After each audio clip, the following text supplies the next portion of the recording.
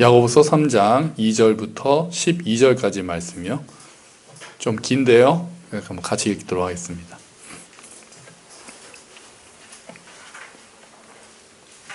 같이 읽겠습니다. 3장 2절입니다. 우리가 다 실수가 많으니 만일 말에 실수가 없는 자라면 곧 온전한 사람이라 능히 온몸도 굴레 씌우리라. 우리가 말들의 입에 재갈 물리는 것은 우리에게 순종하게 하려고 그 온몸을 제어하는 것이라. 또 배를 보라. 그렇게 크고 광풍에 밀려가는 것들을 지극히 작은 키로서 사공의 뜻대로 운행하나니 이와 같이 혀도 작은 지체로 돼 큰 것을 자랑하도다. 보라, 얼마나 작은 불이 얼마나 많은 나무를 태우는가. 혀는 곧 불이요 불의의 세계라. 혀는 우리 지체 중에서 온몸을 더럽히고 삶의 수레바퀴를 불사르나니 그 사르는 것이 지옥불에서 나느니라. 여러 종류의 짐승과 새와 벌레와 바다의 생물은 다 사람이 길들일 수 있고 길들여 왔거니와 혀는 능히 길들일 사람이 없나니 쉬지 아니하는 악이요 죽이는 독이 가득한 것이라. 이것으로 우리가 주 아버지를 찬송하고 또 이것으로 하나님의 형상대로 지음을 받은 사람을 저주하나니 한 입에서 찬송과 저주가 나오는도다. 내 형제들아, 이것이 마땅하지 아니하니라. 샘이 한 구멍으로 어찌 단물과 쓴물을 내겠느냐. 내 형제들아, 어찌 무화과 나무가 감람 열매를 포도나무가 무화과를 맺겠느냐. 이와 같이 짠물이 단물을 내지 못하느니라. 아멘. 할렐루야. 아멘. 슬픈 소식을 들었어요. 교회 안 나오고 예배 드리는 게 익숙해지고 있다는 소식을 또 들어서 고민입니다. 지금 현장에서 예배를 드리시는 여러분, 빨리 교회로 모여 주십시오. 현장 스트리밍 예배를 곧 종료해야 될 것 같습니다. 참 우리가 이렇게 어떤 대체가 뭐가 생기면 마음이 이렇게 편한 쪽으로 자꾸 가려는 마음이 생기는 것 같아요. 그러니까 지난주에 그래서 설교를 딱 그렇게 했는데 우리가 눈물로 씨를 뿌려야 된다고 딱 설교를 했는데 슬픈 소식이 바로 들려오네요. 어쩔 수 없어서 지금 못 오고 계신 분들은 또 저희가 기도해서 또 우리가 또 같이 모여야 되겠고요. 어쩔 수 없지 않은데도 현장에서 혹시 예배를 드리고 계시는 분들은 눈물로 씨를 뿌리는 마음으로 다음 주에 꼭 우리 예배당에서 얼굴과 얼굴을 맞대고 예배를 드릴 수 있기를 소망합니다. 참 그렇게 되네요. 아이에게 상처를 주는 101가지 말과 행동이라는 책이 있어요. 101가지나 있어요. 아이에게 상처를 주는 말이요. 그래가지고 101가지나 아이들한테 상처를 주나 싶어서 제가 책 전체를 본 게 아니라 목차를 101가지를 이렇게 쭉 봤거든요. 근데 그 앞에 아이들이 제일 듣기 싫어하는 말 10가지가 나와 있었어요. 뭘까요? 1번이 뭘까요? 제일 듣기 싫어하는 말, 다 우리가 아는 말이에요. 뭘까요? 맞아요. 공부해라요. 공부해라. 공부해라예요. 1등이 공부해라입니다. 2등이 네가 형이잖아. 그러니까 네가 형이잖아. 네가 누나잖아. 네가 오빠잖아. 그렇게 해가지고 동생들 자꾸 양보시키는 거. 그게 2등이에요. 우리 교회도 제가 장남이거든요. 장남들 우리 또 다들 계시는데 또 우리 아이들도 있는데 이렇게 큰 애들만 이렇게 모여서 이렇게 얘기를 하다 보면은 그 동생 성토대회가 열릴 때가 있습니다. 네, 그래요.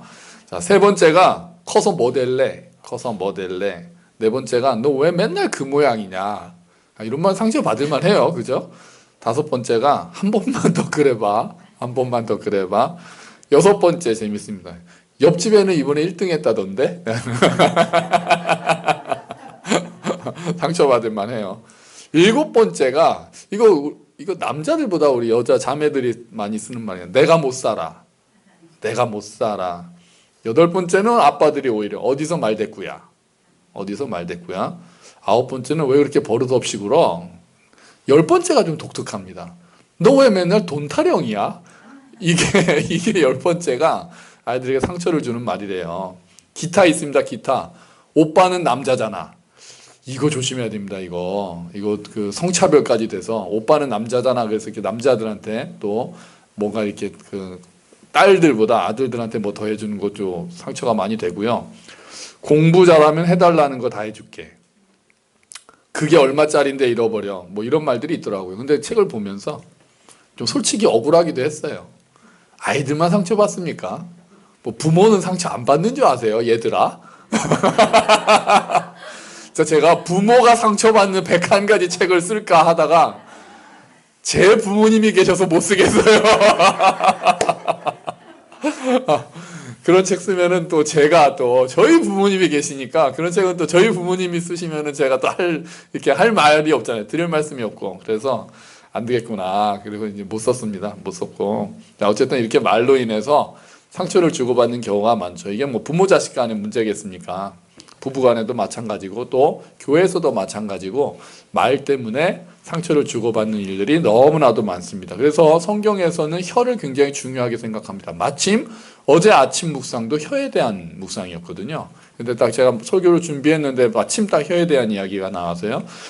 근데 특히 야고보서에서는 혀에 대해서 오늘 우리가 읽은 구절은 혀를 긍정적으로 보고 있나요? 부정적으로 보고 있나요? 부정적으로 봅니다. 야고보서는. 그래서 야고보 그 사도가 아니에요. 야고보 사도 예수님의 제자 야고보가 아니고 예수님의 동생 야고보잖아요. 그 야고보 시대에 초대교회도 말 때문에 상처를 주고받는 일이 굉장히 많았나 보다 이런 생각이 들 정도로 혀에 대해서 특히 아주 부정적으로 사용하고 있습니다.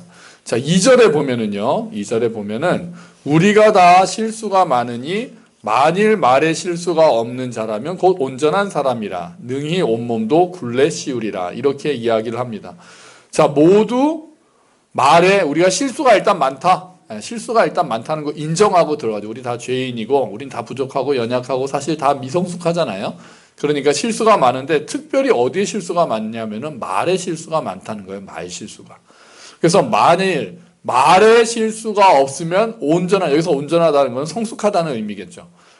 그러니까 말에 실수가 없는 사람은 성숙한 사람이다. 인정이 되죠. 정말 우리가 아주 성숙하다면 말에 실수를 많이 안 할 수 있을 거예요. 그래서 말에 실수가 없을 정도인 사람은 온몸도 굴레 씌운다는 얘기는 정말 말을 절제할 수 있으면 다른 거는 말할 것도 없다, 볼 것도 없다는 뜻이에요. 말을 절제할 수 있을 정도로 성숙한 사람이라면 다른 부분은 다 충분히 절제하고도 남을 거다. 그만큼 말 절제하기가 어렵다라는 뜻이죠. 그러니까 우리가 제일 많이 하는 실수는 말 실수잖아요. 또 평소에는 괜찮다가 보통 한 번씩 욱하면은 이렇게 막 실수로 막 말을 막 이렇게 내뱉는 경우가 많죠. 근데 사실 욱했을 때 한번 실수로 말을 내뱉는 거면은 또 차라리 낫습니다. 차라리. 그나마 낫습니다. 그러지 않고 나도 모르게 말을 하다가 실수를 많이 하면서 다른 사람에게 습관적으로 상처를 주는 말을 많이 하는 경우가 있습니다. 나도 모르게 상처를 주는 말을 하는 경우가 많이 있습니다. 자, 야고보 사도는 이제 3절부터 5절까지 야고보는 그렇게 이야기를 하는데요. 어떤 얘기를 하냐면 혀가 작지만 사람 전체를 좌우할 수 있다는 얘기를 비유로 이야기를 합니다. 첫 번째 비유는 뭐냐면요. 3절인데 이겁니다. 이건데요. 네. 이게 뭐죠? 말입니다. 말이 물고 있는 게 뭡니까? 재갈입니다. 재갈. 첫 번째 비유는 재갈을 듭니다. 이렇게 생겨가지고요. 이게 작은 금속 막대인데 그거를 말 입에다 넣으면 말이 굉장히 혀가 민감하답니다.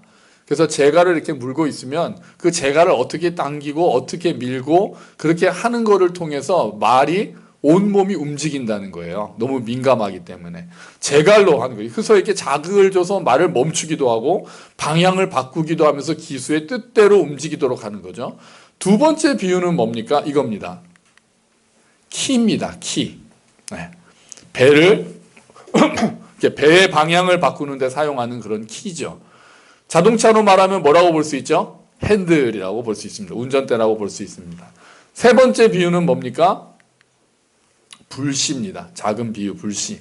3절부터 5절까지가 첫 번째는 재갈, 두 번째는 키, 세 번째는 불씨, 혀를 거기에 비유하고 있습니다. 제갈과 키, 혀, 특징은 다 일단 크지 않다는 겁니다. 말에 비해서 제갈은 너무나도 작죠. 말이 막 400km, 500km 간다 그러거든요. 근데 요 작은 거 가지고 움직인다는 거고, 키도 큰 배에 비해서 얼마나 작습니까? 하지만 이 키를 통해서 배가 움직인다는 거고, 작은 불씨지만, 정말 성냥개비 하나밖에 안 되겠지만, 이거를 통해서 엄청나게 많은 숲이, 얼마나 많은 숲이 불에 탈 수 있는가라고 이야기를 하고 있다는 거죠. 제갈을 좀 더 생각해 볼까요? 제갈이 말을 이리저리 움직이듯이 혀가 우리를 이리저리 움직이게 할 때가 많습니다.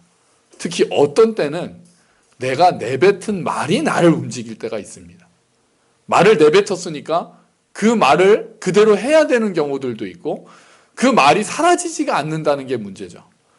말을 한 걸 통해서 내 운명이 바뀌기도 하고 내가 어떤 말을 내뱉은 걸 통해서 아주 그것 때문에 내 인생이 또 이번에 선거 때도요. 막말 때문에 많은 문제가 생겼잖아요. 그렇게 말 실수를 했는데 그게 그냥 사라지는 게 아니라 요즘에는 또 미디어가 너무 발달해가지고 그거를 또 계속해서 반복하고 거기에 또 댓글이 달리고 그렇게 해서 문제가 되고 상대방이 문제 삼고 그러다 보니까 거기에 대해서 사퇴를 하게 되기도 하고 뭐 제명이 되기도 하고 그런 일들이 있었잖아요. 또 요즘은 댓글, 인터넷 같은 데서 글도 굉장히 문제죠. 댓글 쓰고 아무리 빨리 지워도 소용이 없더라고요. 트위터나 페이스북에 글을 올리고 바로 삭제하는 경우가 있더라도 그 사이에 누군가는 그 글을 보고 거기에 대해서 이야기를 하고 아주 난리가 나는 경우가 많습니다. 말이나 글이 사라지지 않고 우리를 좌지우지할 수 있는 거죠. 그래서 말이나 글을 함부로 하는 것은 정말 조심해야 됩니다. 그래서 지금 설교 녹화도 굉장히 사실은 부담스러워요. 말을 하다 보면은 또 실수를 할 수가 있잖아요. 아무리 강대상에 있어도 말을 하다 보면은 실수를 할 수가 있는데 이게 녹화가 돼서 유튜브에 올라가고 제가 몰랐던 사람들이 가끔 연락이 올 때 제가 몰랐던 사람들이 어디 가서 만나면 목사님 설교 잘 들었습니다 할 때가 있어요. 깜짝 놀랐어요. 물론 한 번 있었어요. 한 번 있었는데요. 저는 모르는 사람인데 목사님 강의 들었습니다. 그렇게 얘기를 하는 거예요. 어디서 봤는데. 조회수가 얼마 안 되거든요. 우리 설교 뭐 해봤자 뭐 몇십 명 안 되는데도 그렇게 돼서 또 전달이 되고 아침 묵상 글을 올리면 그 묵상에 대해서 또 이야기를 할 때가 있고 해서 야, 이게 참 말이나 글이라는 거를 정말 조심해야 되겠구나. 그런 생각이 든다는 거죠. 자, 키를 생각해 볼까요? 두 번째 키를 보면 사공이 키를 잘 잡으면 광풍이 밀려와도 배를 자기 뜻대로 움직인다. 그렇게 성경이 이야기합니다. 광풍에 밀려가는 것들을 지극히 작은 거로 움직인다고 4절에서 이야기를 하거든요. 그러니까 이 경우에 4절의 이야기는요. 광풍이 와서 배가 밀려가는데 그럼에도 불구하고 키만 제대로 움직이고 있으면 광풍을 이길 수 있다는 이야기를 하는 거예요. 그러니까 외부 환경이 아무리 어렵다고 하더라도 외부 환경을 따라서 밀려가는 것보다도 더 중요한 건 내가 내 혀를 통제하고 내 말을 중시하고 내가 중심을 잡으면 지극히 큰 광풍에서도 나를 통제할 수 있다라고 이야기를 하는 거죠. 어려운 환경 속에서 우리가 부정적인 말을 하고 낙심하는 말을 하고 우리가 그렇게 하기보다 믿음을 가지고 하나님 앞에 찬양하고 감사하는 말을 하고 용기를 내는 말을 하고 나를 위로하고 격려하고 서로를 위로하고 격려하는 말을 할 때 오히려 그 광풍같이 어려운 것들도 이겨낼 수 있다고 그 키를 이야기로 드는 겁니다. 성경에서도 같은 상황에서 전혀 다른 말을 했던 사람들이 있습니다. 가나안 땅을 정탐하고 돌아왔던 12명의 정탐꾼들을 생각해 보십시오. 똑같은 거를 봤습니다. 똑같이 풍요로운 땅을 봤고 똑같이 거기를 차지하고 있는 거인들을 봤습니다. 그런데 10명은 돌아와서 뭐라고 이야기합니까? 10명은 불신앙의 말을 합니다. 우리는 메뚜기 같았다. 우리는 거기를 차지하지 못할 것이다. 우리가 가면은 다 우리는 지고 말 것이다. 죽고 말 것이다. 왜 하나님이 우리를 여기까지 인도하셨는지 모르겠다. 우리를 죽게 내버려 두시려고 하느냐. 이렇게 자꾸 이야기를 하죠. 하지만 2명 여호수아와 갈렙은 뭐라고 이야기합니까? 그들은 우리의 밥이다. 하나님이 우리와 함께 하시면 우리는 그 땅을 차지할 수 있다. 우리는 이길 수 있다. 이렇게 긍정적인 말, 그리고 믿음이 있는 말, 요게 중요하죠. 믿음이 있는 말, 하나님을 신뢰한다는 것을 말로 표현합니다. 그래서 용기를 북돋아 줍니다. 백성들에게 우리가 하나님이 우리와 함께 하시면 우리는 충분히 이길 수 있다라는 이야기를 합니다. 진리의 말을 합니다. 하지만 이스라엘 백성들은 누구의 말을 들었습니까? 10명의 말을 들었습니다. 하나님이 계시면 하실 수 있다라는 말보다는 아이고 우리는 올라가면 다 죽을 것이다라는 부정적인 말들. 그러니까 이럴 때는 다수결이 안 좋았죠. 그런 이야기들을 듣고 그 사람들은 결국 낙심하고 그 10명의 말을 따라서 결국은 하나님을 신뢰하지 못하고 그 광야를 40년 동안 돌게 되는 엄청난 일들을 당하게 됩니다. 또 성경에 부부가 하나 나오죠. 부부가 나오는데 남편과 아내가 완전히 다른 말로 운명이 바뀌는 부부가 나옵니다. 바로 사무엘상에 나오는 나발과 아비가일입니다.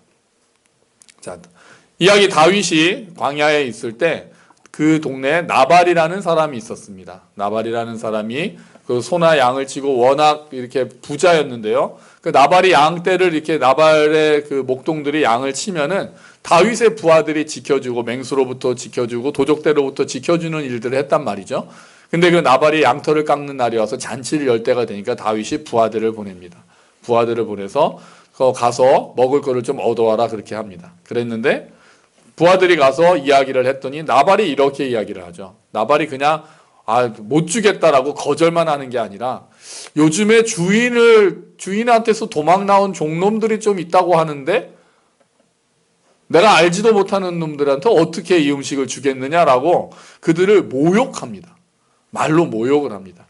그냥 정중히 거절하는 정도가 아니라 말로 다윗의 처지를 사울에게서 도망 나와서 지금 광야를 떠돌고 있는 다윗에 대해서 비꼬는 말로 주인을 도망쳐 나온 종들이 좀 있다고 하는데 이런 식으로 하면서 굉장히 비꼬고 모욕을 주는 말을 합니다. 다윗이 그 이야기를 듣고 그냥 참지 못하죠. 다 일어나라 무기를 들어라. 그리고 나서 다윗이 그 나발을 내가 내일 아침에 그 족속 중에 한 명이라도 남아있으면은 하나님이 내게 벌을 내리기를 원한다 하면서 가가지고 그냥 다 쓸어버리겠다라고 분노에 차서 다윗이 가죠. 그 소식을 들은 나발의 아내 아비가일이 너무나도 지혜로운 여인이었고 아비가일이 와서 발 아래 다윗 앞에 엎드립니다. 먹을 거를 많이 가져와서 엎드린 다음에 제 남편은 원래 어리석은 사람이다. 하지만 다윗은 하나님께서 당신을 세우셨고 하나님께서 당신을 앞으로 인도하실 것이고 내 주께서 정말 하나님 앞에서 하나님께서 당신의 생명을 싸개 속에서 생명 싸개에 있어서 건지실 것이다. 그러니까 괜히 무고한 어리석은 사람을 죽여서 나중에 어떤 손해가 있도록 명성이 흠이 가도록 하지 않으시는 게 어떻겠습니까? 라고 지혜로운 말로 달래줍니다. 그랬더니 다윗이 감동하죠. 그래서 네가 아니었으면 그 집안의 사람들을 다 죽였을 텐데 내가 그러지 않겠다라고 해서 돌아갑니다.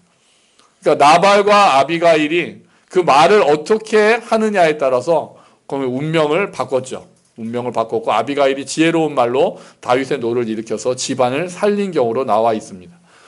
자, 이렇게 혀에는 엄청난 힘이 있습니다. 저 작은 키가, 작은 재갈이, 작은 불씨가 많은 것들을 통제하고 운명을 좌우할 수 있는 것처럼 우리의 요 작은 혀가, 요 세치도 안 되는 요 혀가 우리의 운명을 좌우할 때도 너무나도 많다는 거죠. 그런데 야고보는 혀에 대해서 부정적인 모습을 계속해서 더 이야기하고 있습니다. 우리가 6절을 볼까요? 자, 6절이 제일 좀 무섭습니다. 6절 한번 같이 읽어볼까요? 혀는 곧 불이요 불의의 세계라. 혀는 우리 지체 중에서 온몸을 더럽히고 삶의 수레바퀴를 불사르나니 그 사르는 것이 지옥불에서 나느니라. 아멘. 좀 무섭죠. 혀는 불이다. 아까 불씨라고 얘기를 했는데 불의의 세계다. 아주 그러니까 사악한 세상이라는 얘기죠.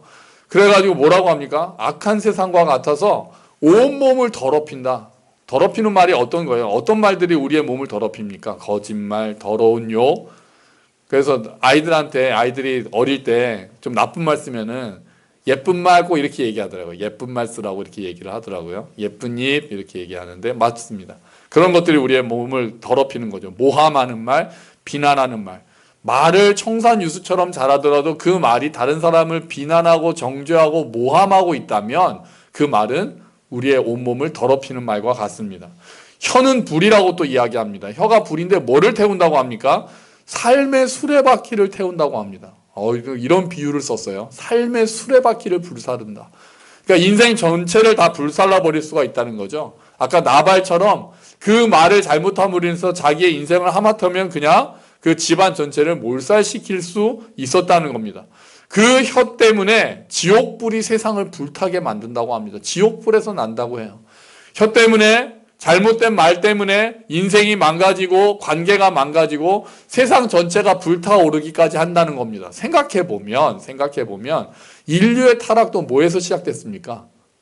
거짓말에서 시작됐습니다. 사탄의 거짓말에서 인류의 타락이 시작됐죠. 네가 이걸 먹으면 죽지 않아. 그리고 하나님처럼 될 거야라는 사탄의 거짓말로 인해서 거기에 미혹된 자들, 아담과 하와 때문에 죄가 들어와서 이 땅이 다 타락하게 된 겁니다. 혀가 불이라고 하니까 이런 장면도 생각이 나요. 뭔지 아세요? 이게 뭔지 아세요? 용가리라고 아세요? 용가리? 대개에서 용가리라는 그 입에서 불 뿜는 괴물이 1967년에 나온 영화예요. 그런데 요런 비슷한 장면이 여러분 많이 쓰는 카카오톡에 있습니다. 이거 가끔 안 쓰시나요? 저 화나면 가끔 이거 쓰는데, 함부로 말하는 사람은 이렇게 입에서 불을 뿜는 거랑 똑같다는 거예요. 함부로 말하는 사람은 입에서 불 뿜는 거랑 똑같다는 거예요. 그래서 이 불이 자칫 잘못하면 모든 것을 태워버릴 수 있다는 거죠. 자, 그리고 야고보는 계속해서 뭐라고 말하냐면요, 혀는 길들이기가 어렵다고 합니다. 그게 7절 8절이에요. 7절 8절 같이 읽어보죠. 여러 종류의 짐승과 새와 벌레와 바다의 생물은 다 사람이 길들일 수 있고 길들여 왔거니와 혀는 능히 길들일 사람이 없나니 쉬지 아니하는 악이요 죽이는 독이 가득한 것이라. 아멘.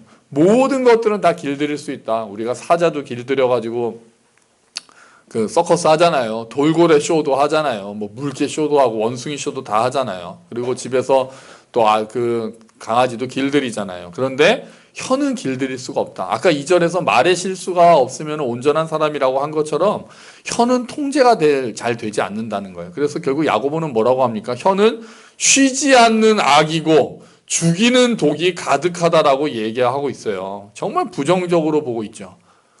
그러니까 말 때문에 얼마나 고생을 했으면, 얼마나 마음고생을 많이 했으면 이렇게 했나 싶기도 하고, 또 생각해 보면은 말 때문에 교회가 깨지기도 하고 가정이 깨지기도 하고 하는 일들을 보면 참 이렇게 볼 수도 있겠구나라는 생각을 합니다.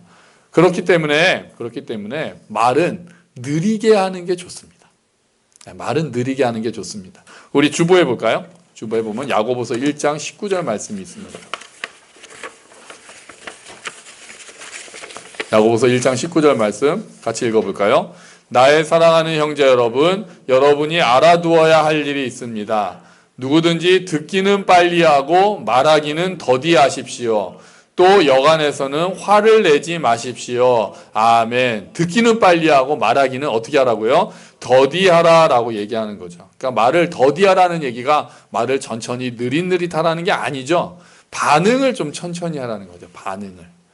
내 기분대로 내 생각대로 다 바로바로 막 쏟아내지 말고 내가 하는 말이 어떤 영향을 끼칠지를 생각하면서 말해야 된다는 거죠. 그러니까 말하고 나서 생각하지 말고 생각하고 말하라는 거죠. 반응이 빠른 경우가 있잖아요. 이렇게 말 반응 빨리 하고 이렇게 잘 받아치고 그냥 누가 무슨 말 하면은 거기에 그냥 바로 이렇게 반응하는 경우에는 실수가 많을 수 있으니 말하기를 더디하고 한 박자 쉬고 이야기하고 천천히 생각하고 이야기하는 버릇을 들여야 된다.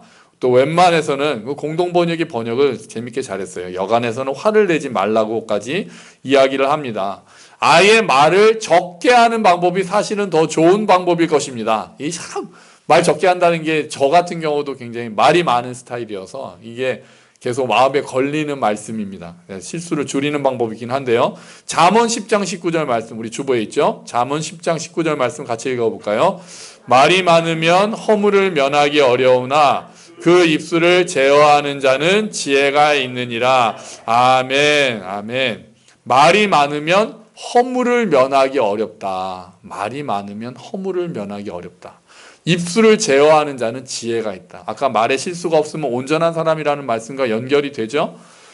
때로는 침묵을 택하는 것이 더 좋을 때가 많습니다. 특히 마음이 격해져 있을 때는 말을 줄이는 것이 안전하고, 말을 적게 하라는 것은 꼭 말을 많이 하지 말라는 의미만이 아니고요. 말을 할 때를 가려서 하라는 말도 있습니다. 그런 의미도 있습니다. 때를 따라서 때에 맞는 말을 하라는 거죠. 그걸 잠언 15장 23절 말씀이요. 또 같이 읽어보죠. 주보에 있습니다. 사람은 그 입의 대답으로 말미암아 기쁨을 얻나니 때에 맞는 말이 얼마나 아름다운고. 아멘. 그렇죠. 때에 맞는 말. 이게 얼마나 아름다운가. 우리가 알죠. 위로해야 될 때, 또 격려해야 될 때, 때로는 또 이렇게 훈계해야 될 때는 또 훈계하고, 그럴 때를 맞춰서 또 세워줘야 할 때, 그때 정말 때에 맞도록 말을 하는 것이 얼마나 아름답습니까? 다른 사람의 말을 자꾸 끊는 거, 이게 말이 많은 사람 중에 특징이죠. 다른 사람의 말을 자꾸 끊고 틈만 나면은 내 이야기로, 어떤 사람은요, 얘기를 하다 보면 또 꼭 자기 자랑으로 돌아가는 경우가 있어요. 뭐 얘기다 하다 보면은 결국은 내 이야기를 하고, 그 사람의 말을 들어주고 그 사람에 대해서 공감해주고 이야기를 하는 것보다 그런데 말이야 라고 하면서 다시 자기 얘기로 꼭 돌아가시는 분들도 있죠. 그런 사람들이 있습니다. 말을 못 참거나 아무런 의미 없는 말을 하는 경우도 있습니다. 그런 경우들은 다 맞지 않고 허물이 많은 경우라고 이야기를 할 수 있겠습니다. 여러분, 혀가 할 수 있는 최고의 것이 무엇일까요? 우리의 혀가 할 수 있는 최고의 것은 뭡니까? 찬양입니다. 하나님을 찬양하는 겁니다. 우리가 이렇게 모여서 하나님을 찬양하는 것이 우리의 혀가 할 수 있는 가장 아름다운 일입니다. 그런데 야고보는 뭐라고 이야기합니까? 같은 입으로, 한 입으로 하나님을 찬양하고 또 그 입을 가지고 사람을 저주하는 것은 마땅하지 않다라고 이야기합니다. 샘이 한 구멍으로 단물과 쓴물을 낼 수 없고 무화과 나무가 포도를 맺을 수 없는데, 어찌해서 우리의 입은 한 입을 가지고 어쩔 때는 하나님을 찬양하기도 하다가 어쩔 때는 또 그 입에서 다른 사람을 저주하고 비방하고 비난하는 말들이 자꾸 나오느냐라고 이야기를 하죠. 마땅하지 않다, 합당하지 않다라고 이야기를 합니다. 우리는 어떤 사람입니까? 성령으로 말미암아 마음이 새롭게 변화된 사람들입니다. 새로운 피조물인 거죠.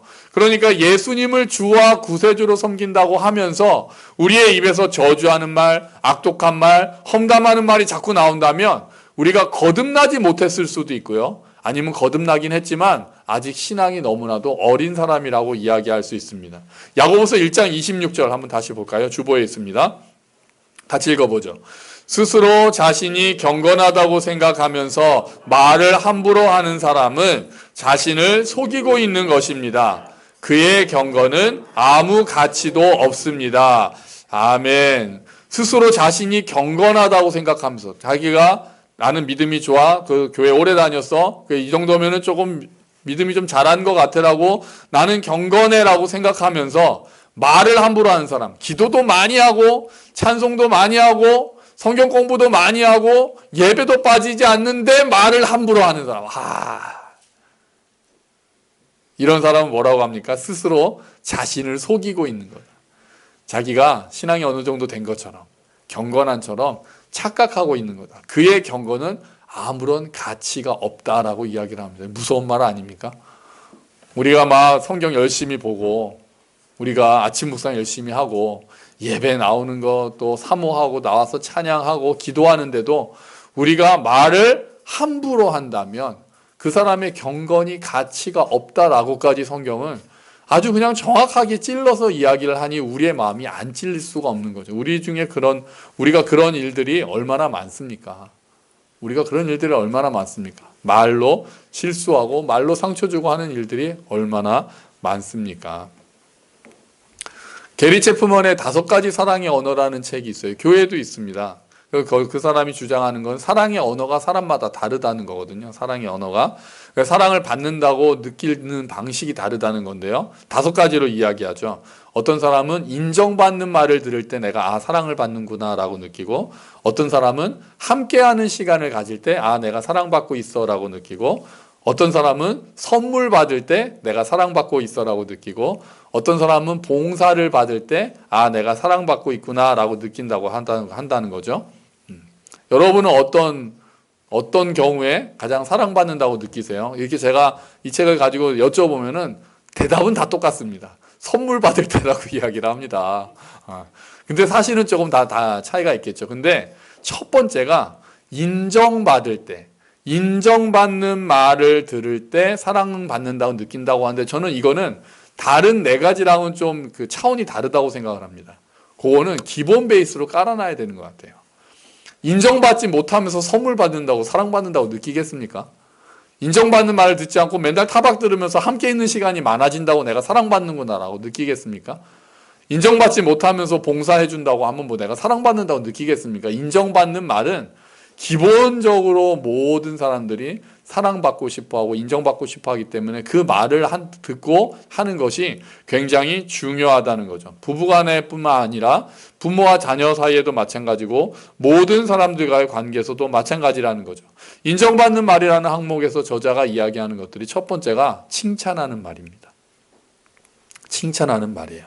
잔소리하기보다는 칭찬을 하라는 거죠. 이것도 어렵죠. 거기에 또 그런 예가 있어요. 어떤 사람이 와서 자기 남편한테 침실을 페인트 칠을 해달라는 얘기를 9개월 동안 했는데, 9개월 동안 우리 방에 좀 침실 페인트 칠을 해달라고 그랬는데 아직도 안 합니다. 어떻게 하면 좋겠습니까? 라고 또 이 사람한테 그런 걸 또 상담하러 온 것도 신기하죠. 그렇게 얘기하니까 이 저자가 이렇게 얘기를 해줍니다.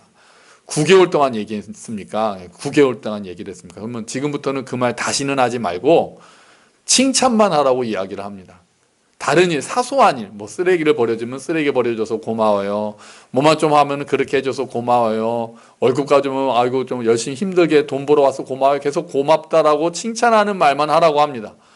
아니 그 페인트 칠은 그런다고 하겠습니까? 그러니까 이미 9개월 동안 들었으면 남편이 들을 만큼 들었기 때문에 당신이 그걸 원한다는 건 알고 있을 겁니다. 그러니까 또 거기에 얘기하면 이제 잔소리가 되니까 그 얘기는 하지 말고 칭찬만 계속하라 그랬더니 3주 만에 페인트 칠을 하더랍니다. 뭐, 어디서 아멘이나. 그냥 이거 해줘. 조심해요. 위험해. 자, 이거 해라고 해봐. 이제 이미 다 알고 있기 때문에 또 거기서 하면 잔소리가 되니까 하지 말고 다른 걸 가지고 계속 칭찬을 했더니 9개월 동안 얘기해도 안 하던 일을 3주 만에 칭찬 들은지 3주 만에 그거를 하더래요. 그래서 이런 책, 유행한 책이 있었잖아요. 이게 뭡니까? 칭찬은 고래도 춤추게 한다. 이 책 유행했었잖아요. 이게 120만 부가 팔렸답니다. 우리나라에서. 이게 스페셜 에디션이 나왔어요. 그래가지고 칭찬하는 말이 인정받는 말 중에 첫 번째인데요. 다른 사람이 없을 때도 칭찬하는 말을 해주십시오. 그 사람이 없을 때도요.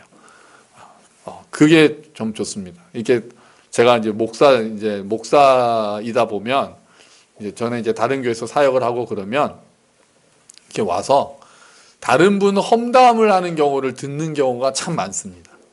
속상한 일이 있으면 많이 와서 이제 이야기를 하는데 뭐 필요하죠. 또 속상한 일이 있으면 듣는 것도 필요한데 어떤 분은 오면은 새벽기도 끝나고 앉아 있으면은 이렇게 또 새벽기도 끝나서 또 그런 분들이 또 열심히 있으셔서 새벽기도 끝나고 들어오셔가지고 목사님 그러면서 또 들어오셔가지고 1시간, 2시간을 다른 사람에 대한 험담으로 이렇게 이야기를 하시면 듣는 제가 마음이 이제 막 많이 불편해지는 거죠.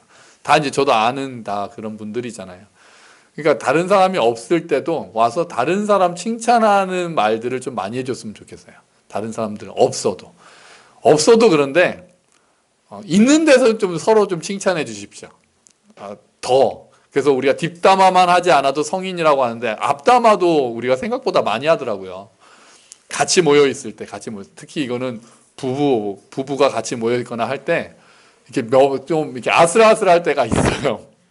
참 이게 구체적인 예를 들기가 참 어려운데 이렇게 다 부부간에 다 모여 있는데 그 자리에서 자기 아내 또는 자기 남편에 대해서 험담같이 있는 데서 막 얘기를 하면은 불안불안한 거예요. 불안불안해요. 없는 데서 이야기하는 거는 뭐 그럴 수 있다 치는데 있는 데서는 좀 존중해 줬으면 좋겠습니다. 서로 말로 좀 불만이 있더라도 좀 이렇게 순화시켜서 이야기를 하고 또 좀 칭찬할 수 있는 것들을 좀 많이 이야기를 해서 서로 저 부부가 존중하는구나라는 거를 좀 보여줬으면 좋겠고요. 또 자녀들이 있을 때 자녀들 그거 굉장히 민감한 거 아시죠? 내 얘기하지 마. 꼭 그 얘기 하잖아요. 그죠? 엄마 아빠 내 얘기 하지 마 이야기 하잖아요. 특히 자녀들이 있을 때는 좀 칭찬을 또 자꾸 해주고 그런 것들이 필요합니다. 두 번째가 인정받는 말, 인정하는 말의 두 번째는 격려하는 말입니다. 격려는 용기를 북돋아주는 말인 거죠. 배우자나 자녀들에게 있는 잠재력, 너는 할 수 있어. 당신 해봐. 이런 거 좀 해도 될까? 그럼 당신은 할 수 있어. 아빠 내가 이런 거 좀 됐어. 그래 너 그런 거 하면 잘할 수 있을 거야. 많은 사람이 잠재력이 있는데도 용기가 없어서 못하는 경우가 많다는 거예요. 그럴 때 옆에서 격려하는 말을 특히 가족 간에, 가정에서 자녀들에게 또는 서로 배우자 간에서 당신은 해낼 수 있어라고 격려하는 말을 많이 필요하다는 거죠. 해주는 것이 그 사람의 입장에서 공감하면서 그 사람이 뭐를 중요하게 생각하는지를 알고 그것을 할 수 있어라고 용기를 북돋아주는 말이 너무나도 필요하다는 겁니다. 그 다음에는 온유한 말입니다. 온유한 말. 이건 말하는 방법에 대한 거죠. 같은 말이라도 어떤 태도로 말하느냐에 따라서 굉장히 달라진다는 거 우리가 알고 있잖아요. 우리 다시 주보에 보면은요, 잠언 15장 1절 말씀이 있습니다. 같이 읽어볼까요? 유순한 대답은 분노를 쉬게 하여도 과격한 말은 노를 격동하느니라. 아멘. 아주 막 분노가 있어도 유순하게, 온유하게 대답하면 분노를 좀 잠잠하게 할 수 있다는 거죠. 많은 사람들은 말의 내용보다 말의 어투에서 먼저 반응을 하는 경우가 많습니다. 내용이 들어오기도 전에 그 말의 어투가 화가 났는가, 나를 비난하는 어투인가, 이런 것들, 잔소리하는 어투인가, 말의 내용은 두 번째고 어투만 가지고 이미 반응을 하는 거예요. 내 마음은 먼저 반응을 하는 거예요. 화가 났을 때도 내가 어떻게 감정을 표현하느냐에 따라서 화해가 일어날 수도 있고 골이 깊어질 수도 있는 거죠. 중요한 거는 내가 옳다는 것을 증명하려는 것보다 막 그래서 싸워서 이기려는 것이 아니라 내가 어떤 것들 때문에 화가 났다라고 이야기를 하더라도 온유하게 이야기를 해야 화해가 일어날 수 있다는 거죠. 욱하는 마음으로 지적하고 그럴 때는 반발심만 일으킬 뿐이죠. 그래서 골만 깊어지는 겁니다. 마지막으로는 겸손한 말을 이야기합니다. 겸손한 말. 겸손한 말은 명령하기보다는 부탁하고 설득하는 말입니다. 부부 사이에는 말할 것도 없고요. 자녀들도 이제 커가면서 설득하는 말이 많이 필요한 것 같습니다. 어릴 때는 순종을 가르치고, 물론 커도 우리가 순종을 배워야 하지만 명령하는 말이 많이 필요했다면 커가면서 그것들을 부탁하고 설득하는 말이 있을 때 부탁을 하면 선택할 여지를 주게 되는 거고, 부탁을 하면 사랑을 표현할 수 있는 가능성을 만들어 줍니다. 부탁을 하면. 근데 명령을 하면 사랑을 표현할 여지를 아예 없애버리죠. 그래서 사랑을 표현할 수 있는 기회를 많이 주라, 이렇게 이야기를 합니다. 여러분, 우리는 어떻게 이렇게 인정받는 말, 인정하는 말을 할 수 있을까요? 첫 번째는요, 우리가 어떤 존재인지를 끊임없이 기억해야 합니다. 우리가 그리스도 안에서 새로운 피조물이라는 것을 잊어서는 안 됩니다. 그걸 계속해서 끊임없이 상기해야 됩니다. 우리의 소속이 바뀌었습니다. 소속이 바뀌었는데도 옛 언어 습관을 그대로 쓴다는 것은, 우리가 옛사람에 속한 말을 계속해서 쓴다는 것은 우리의 존재와 어울리지 않는 겁니다. 그렇게 할 수도 있지만 그렇게 한 것은 나의 그 상태와 우리의 신분에 맞지 않는 거죠. 귀족이 쓰는 언어가 있고 왕들이 쓰는 언어가 있잖아요. 그러니까 어울리지 않는 말을 하고 있는 거예요. 우리의 존재. 우리는 왕의 자녀잖아요. 우리가 다 왕자고 공주잖아요. 하나님의 자녀잖아요. 그런데 말을 함부로 하고 그런 얘기는 어울리지 않는 일들을 하고 있다는 거예요. 그래서 우리가 어떤 존재인지를 끊임없이 기억하면서 두 번째는 선택하는 겁니다. 내 기분대로 다 쏟아내지 않겠다라고 선택하는 거예요. 내가 의지로 선택하는 거예요. 사람들은 본능을 따르지 않고 선택할 수 있는 자유의지를 하나님께서 주셨습니다. 내 안에서 욱하는 마음이 있더라도 이거를 내가 말로 쏟아내지 않겠어 라고 선택하는 거죠. 내가 기분이 상했더라도 내가 이거를 다 쏟아내지 않겠어 라고 선택하는 거죠. 우리는 선택을 통해서 하나님께 영광을 돌리는 겁니다. 선택을 통해서 하나님께 영광을 돌릴 수 있는 거예요. 내가 죄의 도구가 아니라 의의 도구가 되겠다라고 선택하는 것이고, 정죄의 통로가 아니라 은혜의 통로가 되겠다라고 선택할 때 하나님께서 영광을 받으신다는 겁니다. 그 다음에 우리가 기도해야 합니다. 우리 주보를 다시 볼까요? 시편 141편 3절. 너무나도 중요한 기도이기 때문에 우리가 거의 날마다 해야 되는 기도입니다. 같이 읽어봅시다. 여호와여, 내 입에 파수꾼을 세우시고 내 입술의 문을 지키소서. 아멘. 이거 정말 어디다 적어놓고 정말 늘 묵상해야 되는 말씀이죠. 내 입에, 이 표현이 너무 재밌잖아요. 내 입에 파수꾼을 세워달라고 하잖아요. 내 입에서 무슨 말이 나가려고 할 때 파수꾼이 딱 보고 야, 그 말 내보내지 마. 그러면 딱 멈추는 거예요. 뭐가 막 쏟아나가는데 스톱! 그러면 딱 멈추는 거예요. 하나님께서 파수꾼을 세워주시면 이렇게 거쳐서 걸러서 다 나가도록 그렇게 해달라는 기도잖아요. 내 입술의 문을 지켜달라고. 내 입술의 문이 너무 함부로 열려가지고 자꾸 독한 말을 쏟아내고 정죄하는 말, 비난하는 말 쏟아내니까 파수꾼이 서가지고 그걸 다 거르게 해달라는 기도잖아요. 우리의 힘으로는 부족하니까 주님, 제 입술에 파수꾼을 세워주시옵소서라고 기도해야 된다는 거죠. 또 우리가 그런 인정하는 말, 사랑하는 말을 계속하기 위해서는 하나님과 깊이 교제하는 게 근본적인 방법입니다. 우리가 성령 충만할 때 우리 입에서 찬양이 나오듯이 성령 충만할 때 아름다운 말들이 나가는 겁니다. 우리 입에서 부드러운 말이 나가고 진실한 말이 나가고 사람을 세워주는 말이 나가는 거죠. 우리 안에 성령이 가득할 때, 우리가 성령님의 지배를 받을 때 그런 말들이 나가는 거죠. 마지막으로는 연습해야 합니다. 칭찬도 연습해야죠. 우리 작년인가요? 그 칭찬 일기 쓰는 것들에 대해서 이야기를 했잖아요. 자녀들이 부모님께 칭찬하는 게 어색했지만 연습을 통해서 자녀들을 칭찬하고 남편과 아내가 서로를 칭찬하는 것들이 연습해서 자꾸 훈련할 때 그것들이 익숙해지고 서로를 세워질 수 있다는 겁니다. 하나님께서는 여러분 말씀으로 세상을 창조하셨습니다. 그리고 우리에게도 말의 권세를 허락하셨어요. 우리는 말로 세우기도 하고 무너뜨리기도 합니다. 말로 죽이기도 하고 살리기도 합니다. 우리가 기도하면서 혀를 잘 훈련하고 연습해서 은혜의 통로가 되시기를 주의 이름으로 축원합니다. 덕을 끼치는 말로 서로를 세워주고 가정을 세워주고 교회를 세우는 우리가 되기를. 그래서 우리의 경건이 헛것이 되지 않고 우리가 점점 더 성숙한 사람이 돼서 우리의 말로 서로를 치유하는 일들이 가정에서 교회에서 일어나게 되기를 주의 이름으로 축원합니다. 아멘. 우리 같이 기도하겠습니다. 하나님, 제 입에 파수꾼을 세워주십시오. 내 입술의 문을 지켜주십시오. 그래서 오늘 당장 우리가 교회 예배 끝나고 서로에 대해서 격려하고 칭찬하고 또 우리가 자녀들에 대해서 다시 한번 인정해주고 남편과 아내가 서로를 존중해주고 그런 일들이 가정에서 교회에서 많이 일어나도록 주님 도와주십시오. 우리 안에 성령 하나님 가득히 계셔서 성령님과 교제함으로써 우리의 입술에서 덕을 끼치고 은혜의 통로가 되는 말이 나가도록 하여 주시옵소서. 우리 함께 기도하겠습니다.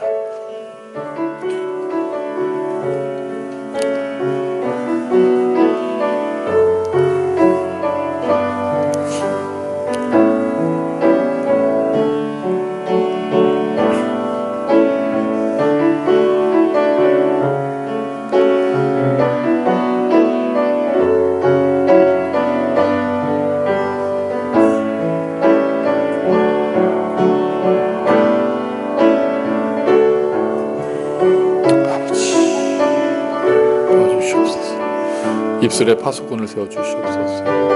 내 입술의 문을 지켜주시옵소서. 주님, 한 입으로 하나님을 찬송하고 저주하는 마땅하지 않은 일을 하지 않게 하시고 하나님 세워주는 것들 주님 은혜의 통로가 될 수 있도록 주여 도와주시옵소서. 아버지 하나님, 우리가 가정을 세우는 언어를 사용하길 원합니다. 교회를 세우는 언어를 사용하길 원합니다. 치유하고 회복시키는 말을 사용하기를 원합니다. 칭찬하고 격려하고 위로하는 말을 잘 사용하는 자들 되게 하여 주시옵소서. 아버지, 은혜 위에 은혜를 더해 주시고 인도하여 주시옵소서. 감사합니다. 아멘. 하나님 아버지 감사합니다. 주님, 간절히 구하오니 우리 입술에 파수꾼을 세워 주시옵소서. 우리의 입술의 문을 지켜 주시옵소서.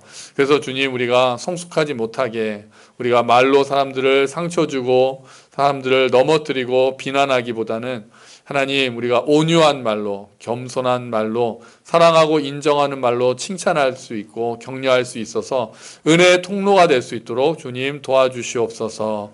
그래서 우리가 가정을 세우고 교회를 세우고 세상을 치유하는 일에 우리의 혀가 잘 사용될 수 있도록 주님 은혜를 베풀어 주시옵소서. 우리에게 혀의 권세를 주셨습니다.